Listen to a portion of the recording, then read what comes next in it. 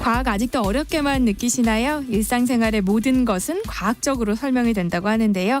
여러분의 궁금증을 풀어드리겠습니다. 한낮의 과학실 이독실 과학 커뮤니케이터와 함께합니다. 안녕하세요. 네, 안녕하세요. 지난주에 이어서 달 탐사 이야기를 해주실 텐데요. 그래도 복습부터 살짝 해볼까요? 네, 짧게 한번 해보도록 네. 하겠습니다. 승전한 미국과 소련, 2차 대전에서 승전한 미국과 소련이 나치 독일에서 V2 로켓을 만들었던 과학자들을 흡수를 하게 됩니다. 여유로웠던 미국은 여유로웠기 때문에 핵심 로켓 과학자인 폰 브라운에게 교육을 받은 미국 과학자들이 직접 개발한 과학 로켓을 쏘기로 하고 천천히 준비를 하고 있었는데 네. 미국의 핵을 투발할 수 있는 수단이 없었던 소련 입장에서는 비밀리에 절박하게 로켓을 개발을 하게 됩니다. 미국이 과학 로켓을 쏘기로 예정됐었던 딱 2달 전에 소련이 갑자기 세계 최초의 인공위성 스푸트니크 1호를 쏴버렸고요. 네. 그다음에 한 달이 지난 다음에 최초로 우주로 갔었던 생명체라고 할 수 있는, 사실은 박테리아가 먼저 갔을 거로 보지만, 강아지 라이카를 스푸트니크 2호를 통해 발사를 하게 되지요. 네. 그리고 마지막으로 한 달이 지났습니다. 이제 미국이 예정되었었던 그 방가드 위성을 발사하는데 전 세계 생중계가 되고 있는 가운데 발사대에서 폭발을 해버리게 됩니다. 네. 1년의 사건이 스푸트니크 쇼크라고 해서 미국 사회 전체를 충격으로 몰아넣게 되고요. 어떤 의미냐면 폭격기들이 상공에 나타났다 이런 경고가 떠야 되는데, 공습 경고가 떠야 되는데 네. 이런 거 없이 우주에서 날아오는 핵을 맞을 수도 있다는 그런 공포가 생기는 거죠. 그래서 국가항공자문위원회라고 하는 이런 기관이 원래 있었는데, NACA입니다. 이걸 중심으로 원래는 곳곳에 흩어져 있었던 연구기관들을 전부 다 통합해서 나사가 출범되게 되고요. 네. 창의력 위주의 교육 시스템을 가지고 있었었는데 안 돼, 수학과학 위주로 주입식 교육해야 돼 하면서 주입식 암기식 교육으로 바뀌는 것도 이런 스푸트니크 쇼크 때문이라고 할 수가 있고요. 그리고 미국이 이제 드디어 반격을 준비하게 됩니다. 네. 지난 시간에 나사의 출범부터 미국의 주입식 교육이 시작되기까지 그동안 몰랐던 반전 이야기들 들려주셨는데요. 그래서 미국의 반격은 어떻게 시작되나요? 네, 벵가드 로켓이 폭발하는 장면이 생중계가 되고 이제 망신을 뻗친 네. 거잖아요. 결국 미국이 위성 발사에 성공하는 건 이듬해에 성공을 하게 되는데요. 더 이상 물러날 수 없는 상황이 됐어요. 이제 순수한 미국인의 힘으로 미사일이 아닌, 군사용 미사일이 아니라 과학 로켓을 새로 만들어야겠다. 이게 중요한 게 아니고 네. 뭐라도 해야 되는 상황이 그렇죠. 된 겁니다. 그래서 이듬해인 58년 1월 31일에 나치 독일의 과학자였던 폰 브라운이 미 육군에서 만든 미사일이에요. 레드스톤 미사일이 있는데 이걸 개량한 주노 1 로켓을 통해서 익스플로러 1호라고 하는 인공위성 발사를 성공을 하게 됩니다. 네. 근데 이 위성은요, 실제로 과학 위성으로서의 역할을 했어요. 아무 의미가 없는 것이 아니고 실제 발견한 것들이 있는데, 솔직히 이 시점에서 어떤 과학적 성과를 내는지는 별로 중요하진 않아요. 그렇죠. 그렇죠. 뭐라도 했다가 중요한 거기 때문에 익스플로러 1호는 무게가 15kg 정도였습니다. 근데 며칠 뒤에 소련에서 발사했던, 근데 실제로 실패를 했고 실제 5월에 성공했었던 익스플로러 이 5월에 성공했었던 이 스푸트니크 3호는요 1,300kg이었거든요. 그러니까 90배에 달하는 질량을, 무게를 궤도로 올릴 수 있는 능력은 소련이 있었던 겁니다. 소련은 여유 있게 성공한 거예요? 사실 소련이 비밀리에 급하게 준비한 이유랑 연결이 되는 건데, 소련도 국군을 걸고 했잖아요. 그래서 실패를 용납할 수가 없었고요. 어떤 사상 때문에 실패는 없다. 인민들이 열심히 노력해서 만든 게 실패할 리가 없다. 이런 사상들이 좀 있었어요. 네. 그래서 성공할 때까지 비밀로 합니다. 스푸트니크 1호를 쏠 거라고 예고하지 않은 이유도 실패하면 발표를 안 하려고 한 거죠. 그래서 성공한 다음에 발표를 하게 된 거고요.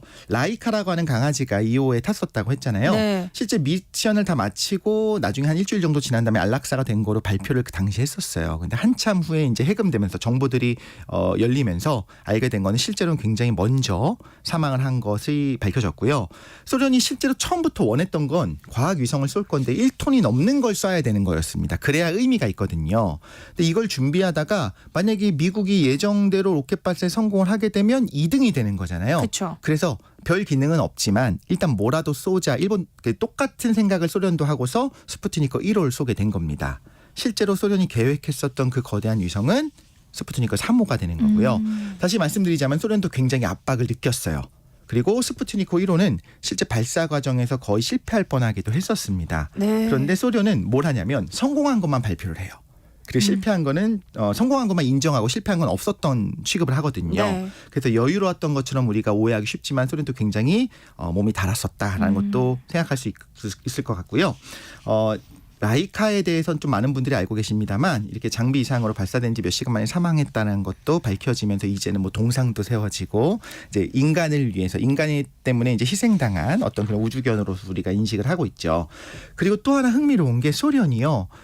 스푸트니크를 쏜 다음에 긴장을 하고 있었어요. 뭘 긴장했냐면 미국이 항의할까봐 긴장했어요. 뭘 항의한다는 거냐? 네. 스푸트니크는 우주 위성이잖아요. 네. 그럼 우주를 돌다 보면 미국 상공을 지나갈 수밖에 없어요. 그러면 당연히 미국에서는 우리 위에 뭐 올라가게 하지 마라. 허락받지 않았지 않냐. 네. 이런 식으로 항의를 걱정을 하고 있었는데 조마조마하고 있었는데 네. 미국이 항의를 안 합니다.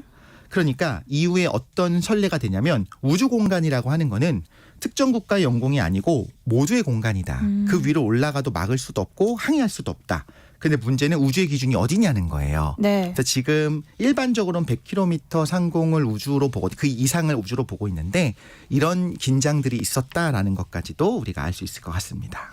그런데 어디서부터를 우주 공간으로 보는지는 사실 네. 좀 이견이 있을 수밖에 없을 것 같아요. 맞습니다. 왜냐하면 정해진 기준이 없거든요. 네. 그래서 일반적으로는 국제항공연맹을 포함해서 100km를 넘어가면 우주 공간으로 보는데 어떻게 정해진 거냐.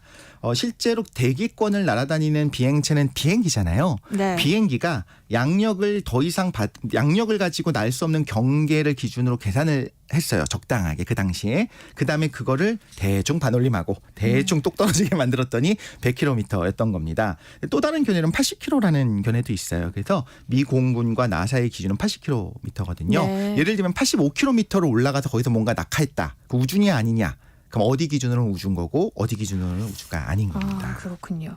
다시 이야기로 돌아가 볼게요. 이제는 사람이 우주로 갈 차례죠. 네, 맞습니다. 라이카에 대한 소식을 듣자마자 미국이 바로 준비를 시작해요. 당연한 것이 동물이 우주로 갔으니까 이제 사람이 갈 게 당연하거든요. 네. 그래서 준비를 시작하는데 최초의 우주인도 역시나 우리가 다 알고 있는 소련 유리 가가린이죠. 61년 4월 12일입니다. 최초의 우주인인 유리 가가린이 우주 공간에서 궤도 비행을 합니다. 궤도 비행이란 건 뭐냐면 그냥 높이 올라갔다 내려오는 게 아니라 진짜 지구 주위를 돌았다는 뜻이에요. 네. 정말로 우주 비행사인 거죠. 미국이 뒤이어서 바로 5월에 금방입니다. 한 달 만에 앨런 셰퍼드를 우주로 보내는데 앨런 셰퍼드는 정확히 말하자면 그냥 높이 올라갔다 내려오는 탄도 비행이었어요. 네. 사실 격차가 오히려 드러나는 그렇네요. 거죠. 실제로 궤도 비행을 한 거는 이듬해 62년에 존 글렌이 처음을 하게 되고요. 자, 그럼 이 시점에서 정리를 해보자면 미국이 계속 소련에게 뒤처져 있습니다. 첫 인공위성, 첫 생명체, 첫 우주인, 우주로 올릴 수 있는 중량도 소련이 90배나 높다고 했죠. 네. 사실 달 탐사가 중심이니까 우리 주제가 그래서 여기서 언급은 안 했습니다만 그동안 최초의 태양 궤도 인공위성을 쏜 것도 사실 실수로 된 거지만 그것도 소련이 한 거고요. 최초로 달에 도달한 것도 이미 소련이 했고요. 네. 최초로 달 뒷면을 촬영한 것도 소련이 했어요. 그러니까 우주 궤도를 돌던 우주견이 다시 무사히 귀환한 것도 소련이 했습니다. 그러니까 모든 면에서 지금 미국이 계속 지고 있어요. 최초의 타이틀은 소련이 훨씬 많은 겁니다. 자, 이 타이밍에 우리가 한번 생각해 보면 좋겠어요. 미국은 뭘 할 수 있을까? 그럼 지금까지 적이 이루지 못한 걸 해야 돼요. 그렇죠. 적이 할 계획인지는 중요하지 않아요. 어쨌든 못하는 걸 해야 되고 우리도 못하고 적도 못해야 되는데 어려운 거여야 돼요. 만약에 내가 쉬운 걸 하겠다라고 하면 적이 먼저 하면 안 되잖아요. 그럴 수 있죠. 꽤 어려운 거. 우리도 어렵겠지만 그거는 뭐 내일의 내가 미래의 내가 힘내면 되는 거잖아요. 그래서 그렇게 생각을 했는데 뭐가 네. 있을 거냐. 예를 들어봤는데 덧셈도 뺄셈도 옆집 아이가 우리 아이보다 잘한다고 가정을 한번 해볼게요. 몇 달씩 더 잘해요. 그럴 때 구구단을 누가 먼저 외나 경쟁을 하면 아마 옆집 아이가 빠를 겁니다. 그쵸. 보나마나. 그래서 이럴 때 이렇게 하는 겁니다. 미적분은 우리가 먼저 할 거야. 될까요? 옆집 아이는 사실 문과 가려고 했을 수도 있고 미적분 안 배웠을 수도 있는데 그렇게 계획을 세운 겁니다. 존 F 케네디가 62년 9월 12일에 라이스 대학에서 그 유명한 연설을 하면서 달에 인간을 보낼 것을 천명하는데요. 그 유명한 문장 다 아시는 거예요. 네. 우리는 달에 가기로 결정했습니다. 우리가 10년 안에 달에 가고 또 다른 일들을 하기로 한 것은 쉬운 일이기 때문이 아니라 어려운 일이기 때문입니다. 네. 이게 케네디의 연설로 우주 개발 게임의 법칙이 바뀌었다고요. 네, 이전까지는요. 로켓을 통해서 우주 공간에 가고 거기서 미사일 공격을 할 수 있게 하는 어떤 하드파워 수단이었어요. 누구나 알고 있었어요. 이건 군사 목적이구나라는 걸 알고 그쵸. 있었는데 유리 가가린이 우주에 갔죠. 그리고 미국은 심지어 사람을 달에 보낸다고 했는데 그거는 군사적 목적이랑 상관이 없는 거예요. 네. 이런 걸 하겠다고 천명하면서 이제 우주 개발이 뭐로 변했냐면 사람을 보내는 걸 넘어서 다른 천체로 뭐 화성, 금성 이런 곳으로 사람을 보내는 것으로 바뀌면서 장래에 우주 진출을 하는 거에 초석이 될 거다. 우리는 그런 첨단 미래 기술을 확보를 했다. 그 기술적 우위가 있다. 이런 걸 보여주는 일종의 소프트 파워 확보가 목표가 된 거예요. 케네디가 취임한 직후야 1961년에 어떤 일이 있었냐면 소련의 첫 우주인이 있었죠. 유리 가가린이 있었죠. 그리고 뭐 피그만 사건이라는 것도 있었고요. 쿠바 미사일 위기가 있었습니다. 굉장히 중요한 사건들이 있었어요. 네. 그러니까 미국에서 어떤 생각을 하냐면 안보 위협이 굉장히 심하다. 우리 큰일 났다. 이런 생각을 하고 있는 상황이었는데 62년 8월에 뜨끔없게 마릴린 먼로가 사망을 하게 됩니다. 그런데 마릴린 먼로가 사망하는 그 사건에 케네디가 연관이 되어 있다는 소문까지 이제 돌기 시작하는 거예요. 그럼 가십들은 더 빨리 퍼지지 않습니까? 네. 그래서 굉장히 정치적으로 케네디가 압박을 받는 상황이었어요. 그럼 뭘 해야 되느냐? 이 중요한 시기에 나는 강력한 리더십이 있어라고 하는 걸 보여줘야 되는 상황이 된 거죠. 이 곤경을 헤쳐나올 수 있었던 게 케네디의 연설이고요. 우리가 지금 이렇게 생각합니다. 우주 개발의 비전을 제시했었던 위대한 리더. 그리고 우주 개발에 대한 강력한 정치가 이런 이미지가 일부 사실이기도 한데 사실은 신화된 부분도 없잖아 있는 겁니다. 케네디가 직접 한 말도 있어요. 우주 개발 중요하지 않고 냉전의 승리가 우린 더 중요하다 이런 이야기를 실제로 하기도 했었고요. 결국에 중요한 건 소련을 꺾는 거였다라는 건데 그게 의미가 없다는 건 아닙니다만 네. 어쨌든 간에 케네디가 연설을 한 다음에 미국 국민들이 그 발언에 열광을 하는 거죠. 그러면서 국민적 지지를 토대로 원래 엄청난 재정 지출이 예정이 돼 있었는데 그게 아무런 문제가 되지 않도록 국민의 지지를 받게 됩니다. 네. 결국에는 미국이 먼저 달에 사람을 보낸 건데요. 그 과정을 좀 들여다보면 어떨까요? 네, 원래 미국이 유인 우주 계획으로 머큐리 계획이라는 게 있었어요. 그래서 소련보다 먼저 라이카 갔으니까 네. 라이카라고 하는 강아지를 보냈으니까 이제 우리 유인 우주 계획을 천천히 세워보자. 소련보다 먼저 해보자 이렇게 확보하는 그런 유인 우주 비행 기술을 확보해야지 하고 있었는데 유리 가가린한테 선두를 뺏겼습니다. 그쵸. 그럼 어떤 상황이 되냐면 어차피 선두 뺏겼으니까 바로 달로 보내는 아폴로 계획을 차근차근 준비해야 되는 상황이 된 거예요. 그래서 달로 사람을 보내려면 필요한 게 어떤 건지 우리가 생각을 한번 해보자면 일단 거대하고 강력한 로켓도 있어야겠죠. 근데 로켓만 있으면 되는 게 아니고 다른 필요한 기술, 생존 기술이 있어야 됩니다. 예를 들자면 장기적으로 우주에 뭐 1줄, 2줄 있어도 사람이 괜찮은가? 이것도 확인 한번 해봐야 되고요. 그쵸. 우주선 바깥으로 나가서 돌아다니는 우주 유영 기술도 있어야겠죠. 우주선이 조우하는 두 개 만나는 랑데부도 있어야 되고요. 실제로 우주선들이 도킹을 해서 우주 공간에서 도킹을 해서 사람이 왔다 갔다 할 수 있는 그런 도킹 기술 같은 게 다 필요하거든요. 이걸 하나씩 확인하는 재미니 계획을 세우게 되고요. 그다음 바로 독일 과학자 폰 브라운이 중심이 돼서 만든 그 강력한 세턴 V 로켓이 있습니다. 이걸 가지고 달로 가기 위한 단계를 하나씩 밟게 되는데요. 흥미로운 거 하나 말씀을 드리자면 아폴로 11호가 착륙을 했잖아요. 아폴로 10호 때는 그 바로 전에는요. 모든 게 준비가 된 상황에서 달까지 가서 한 바퀴 돌고 오는 것까지 합니다. 실제로 달에 갔는데 사람이 돌아올 수 있을까까지 실험을 다 해본 거예요. 그때 나사가 어떤 걱정을 하냐면 사실 달 착륙선 자체가 있거든요. 지금. 그러니까 갑자기 착륙을 시도할 수도 있는 거예요. 그러면 안 될 것 같지만 그럴 수도 있는 겁니다. 그래서 굉장히 걱정을 했다는 후문이 있어요. 실제로 인류 최초로 달에 착륙했다라고 하는 영광스러운 그 타이틀을 자기가 획득하고 싶어서 혹시나 착륙해버릴까 봐 걱정하기도 했다 이런 이야기까지 있고요. 69년 7월 16일에 아폴로 11호가 발사되고 7월 20일에 달에 착륙을 하고요. 24일에 지구로 귀환하게 되는데 아마 청취자 여러분들 중에서 이걸 좀 기억하신 분도 혹시나 있을 수도 있겠다 싶습니다. 사람이 달로 갔던 여정을 설명해 주셨는데요. 아폴로 11호 그리고 달에 첫 발을 내디딘 암스트롱. 이 이야기는 뭐 너무나도 유명하잖아요. 그렇죠. 닐 암스트롱이 사령관이었고요. 달에 못 가고 홀로 달 궤도에 있었던 그 마이클 콜린스가 사령선 조종사입니다. 그리고 버즈 올드린이라고 달 착륙선 조종사가 있는데요. 이 조종사들이 정말 대단한 게 제가 어렸을 때는요. 나사가 다 만드는 로켓이고 조종사는 가만히 있으면 되는 줄 알았어요. 자동 함법 장치가 다 있는 줄 알았습니다. 근데 그게 아니고 실제로 보니까 착륙이 간신히 가능할 정도의 프로토타입 우주선을 주고서 알아서 착륙시켜라예요. 스펙상 가능은 네. 하다예요. 그래서 실제 우주 비행사들은 아주 뛰어난 테스트 파일럿들이 많이 그런 일을 하게 되는 겁니다.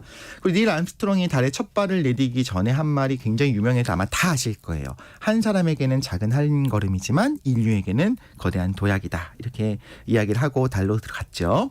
달에 성조기를 세우고 산책도 좀 합니다. 그러면서 달 착륙선에 돌아와서 쉰 다음에 다시 날아올라서 아까 말씀드린 사령선이랑 다시 만나서 조우하고 도킹하고 지구로 돌아오게 되는 겁니다.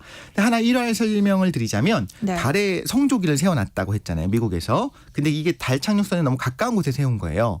나중에 달에서 달 착륙선이 이륙을 해서 다시 올라가야 되잖아요. 그때 그 분사 압력 때문에 성조기가 날아가는 장면을 봤다. 이후에는 이 성조기는 달은 좀 멀리다 세우게 됐거든요.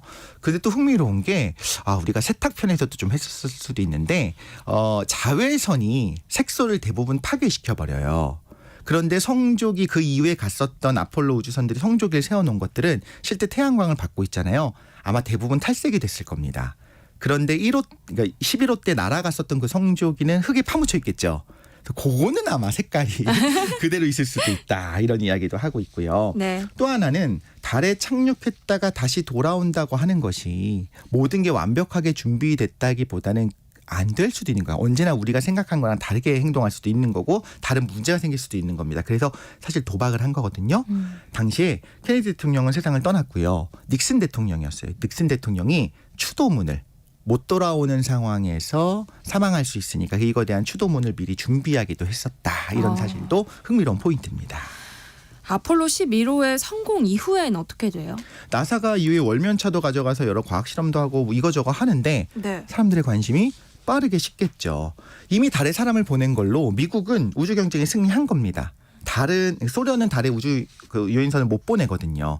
그래서 어차피 이긴 게임은 빨리 나오는 게 낫습니다. 그죠? 괜히 있다가 또 따라잡힐 수 있잖아요. 미국이 할 필요가 없으니까 아폴로 15 임무까지 한 다음에 닉슨이 남은 16, 17호를 다 취소해버리려고 했어요. 그 정도였어요.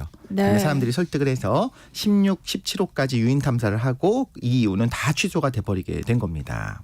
근데 사람들이 정말 빠르게 잊는다는 게 달 탐사선이 아폴로 17호까지 이어진 줄도 몰랐어요. 맞습니다. 대부분 11호 혹은 13호까지만 알거든요. 네. 근데 아폴로 계획에 들어간 총 예산이 2천억 달러예요. 지금 돈으로 환산하자면 그러니까 240조 가까이 되니까 엄청난 돈이 들어간 거죠. 네. 그런데 급속도로 상황이 바뀐다고 했는데 이걸 보여주는 흥미로운 사례가 하나가 있습니다. 너무 놀라운 거예요. 네. 아폴로 11호 당시에 생중계를 하기 위해서 어떻게 하냐면 이 내부에서 촬영한 영상을 지구로 다 보내요. 그럼 지구에서 이걸 봤잖아요. 그 영상을. 그걸 백업을 하면서 원본은 백업을 하고 또 한 채널로는 영상을 후처리해서 전 세계 방송국으로 뿌리는 겁니다. 자, 그런데 원본보다 방송용 화질은 좀 떨어질 수밖에 없겠죠. 원본을 그대로 보낼 수가 없었거든요. 이제 수십 년이 지났어요. 다시 그 원본 영상을 디지털로 복원을 해갖고 고화질로 좀 제대로 다큐멘터리를 만들어보자 이런 이야기가 나와서 찾기 시작하는데 원본이 없어진 겁니다. 일단 생중계 방송을 했고 원본이 어딘가 보관소에 있을 것 같은데 네. 아무도 못 찾는 거예요. 그런데 나중에 이제 보고서가 나왔는데 나사가 예산 문제로 너무 어려웠을 때 테이프 값을 좀 아끼려고 그 테이프 위에다 딴 거를 뒤집어 쓴 거 덮어 씌운 걸로 보인 겁니다. 근데 그게 합법적으로 한 거였었어요. 이후에 이제 고화질 방송 영상을 힘들게 구해요. 뭐 호주에서도 구하고 이렇게 여러 가지를 구해서 그거로 복원을 했긴 하지만 정말 초고화질 원본 영상은 결국 소실됐다. 그래서 흥미로운 건 닐 암스트롱이 유명한 문장은 이게 우리가 아직도 남아 있잖아요. 그런데 이 역사적인 고화질 원본 영상은 사라진 것이 아쉬우면서도 당시 미국과 나사가 얼마나 급하게 준비했고 얼마나 빠르게 식었고 그 이후에 상황이 어땠는지를 보여주는 하나의 예시라는 생각이 듭니다. 그 이후에 나사는 어떤 프로젝트를 하게 되나요? 나사가 재사용 가능한 우주선이라고 하는 그 스페이스 셔틀 이거 프로젝트에 집중을 하기 시작하는데요. 스페이스 셔틀은 원래 처음부터 우주에 가는 걸 넘어서 유인 화성 탐사를 하려고 많은 자원을 궤도로 올리려고 개발을 한 거예요. 그런데 당연하게도 유인 화성 탐사는 당시에 취소가 되잖아요. 네. 스페이스 셔틀은 당시 엄청난 기술이 집약된 큰 우주선이거든요. 엄청나게 거대한 우주정거장에다가 대규모로 물자를 실어 놓으려고 만든 건데 그런 우주정거장이 없어요. 화성도 안 갈 거예요. 우주정거장도 필요도 없어요. 그러니까 이런 겁니다. 신혼부부가 우리가 신혼 초에 아이 많이 낳아서 대가족을 만들 거야. 대가족 꾸리자. 패밀리카로 45인승 고속버스를 산 겁니다. 안 쓰죠. 쓸 일이 없습니다. 그럼에도 불구하고 스페이스 셔틀을 계속 쏘기 위해서 의회를 설득해야 돼. 이거 필요합니다. 돈이 좀 많이 들지만 필요합니다. 그러면서 하는데 미소 우주 경쟁에서 미국이 승리했죠. 소련은 심지어 붕괴했죠. 그러나 우주 경쟁의 종식을 75년으로 보면 좋겠다는 생각은 드는데 75년이 뭐냐면요. 미국의 아폴로 우주선과 소련의 소유지가 도킹을 해서 미국과 소련의 두 사령관이 악수를 하고 둘이 협력 관계로 가게 되거든요. 지금의 미러 관계를 생각하면 좀 아쉬운 부분이 있죠. 그러면서 결국에 우주왕복선 프로그램도 막을 내리게 되는 겁니다. 네. 그러면 미소 우주 경쟁에서 미국이 승리한 게 맞나요? 이게 어렵습니다. 청취자분들이 판단해도 좋을 것 같은데요. 네. 최초 인공위성, 최초 우주 생명체, 최초 우주 비행사, 최초 여성 우주 비행사, 최초의 우주 유형, 최초의 태양 궤도 위성, 최초의 달 궤도 위성 전부 다 소련입니다. 아폴로 프로젝트 한 다음에 소련이 내부적으로 그 도전 받아주지 한 건 있지만 사실 어떻게 보면 누가 이겼는가는 요 말씀을 드릴게요. 미국이 당시 만들었던 세턴 5나 우주왕복선은 이제 쓰지 않아요. 네. 하지만 이제 아직 그때 쓰던 소련의 로켓은 아직도 쓰고 있습니다. 네. 한낮의 과학실 이독실 과학 커뮤니케이터와 함께했습니다. 고맙습니다. 감사합니다. 세상의 모든 정보 여기서 마무리.